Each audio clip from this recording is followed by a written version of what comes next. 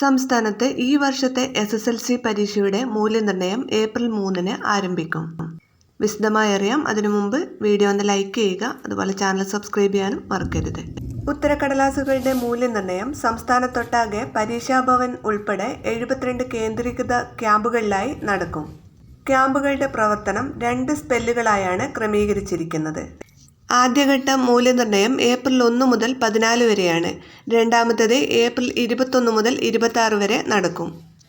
72 കേന്ദ്രീകൃത മൂല്യനിർണ്ണയ ക്യാമ്പുകളിലായി 38,42,910 ഉത്തരക്കടലാസുകളാണ് മൂല്യനിർണ്ണയം നടത്തുക. മൂല്യനിർണ്ണയം നടത്തുന്നതിനായി 950 അഡീഷണൽ ചീഫ് എക്സാമിനർമാരെയും 9,000-ഓളം എക്സാമിനർമാരെയും നിയമിച്ചിട്ടുണ്ട്. മൂല്യനിർണ്ണയ ക്യാമ്പുകളിലേക്ക് ആവശ്യമായ സ്കോർ ഷീറ്റ്, ഫോറങ്ങൾ എന്നിവയുടെ പ്രിന്റിംഗ് പൂർത്തിയായിട്ടുണ്ട്. ഈ ആഴ്ച തന്നെ ഇതിന്റെ വിതരണം ആരംഭിക്കും. മൂല്യനിർണ്ണയത്തിന് ശേഷം മെയ് ആദ്യവാരം ഫലം പ്രഖ്യാപിക്കും. മെയ് 5-നകം ഫലം പ്രഖ്യാപിക്കും എന്നാണ് സൂചന. കഴിഞ്ഞ വർഷം മെയ് 8-നായിരുന്നു SSLC പരീക്ഷാഫലം പുറത്തുവന്നത്. +1 അഡ്മിഷനുമായി ബന്ധപ്പെട്ട അലോട്ട്മെന്റുകളെക്കുറിച്ചുള്ള വിശദവിവരങ്ങൾ ഒക്കെ അറിയാൻ നിങ്ങൾ ഈ ചാനൽ സബ്സ്ക്രൈബ് ചെയ്യുക. വീഡിയോ ഷെയർ ചെയ്യാൻ മറക്കരുത്.